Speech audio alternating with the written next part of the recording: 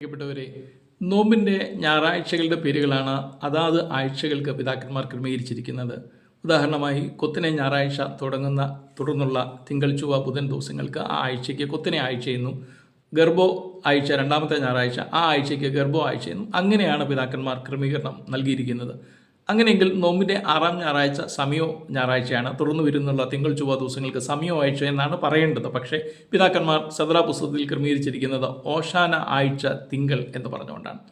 ഓശാന ആഴ്ച തിങ്കൾ ചൊവ്വ ബുധൻ അത് മുഴുവൻ ഓശാന ആഴ്ചയാണ് ക്രമീകരിച്ചിരിക്കുന്നത്. എത്രമാത്രം ഒരുക്കത്തോടുകൂടി ഓശാന ഞായറാഴ്ചയിലേക്ക് നാം പ്രവേശിക്കണം എന്ന് പിതാക്കന്മാർ നമ്മെ പഠിപ്പിക്കുകയാണ്.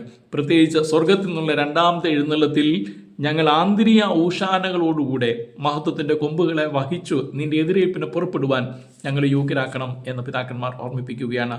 ഓശാന പെരുന്നാളിലേക്ക് നാം പ്രവേശിക്കുമ്പോൾ അത്രമാത്രം ഒരുക്കത്തോടെ പ്രവേശിക്കുവാൻ ദൈവം നമ്മെ സഹായിക്കട്ടെ.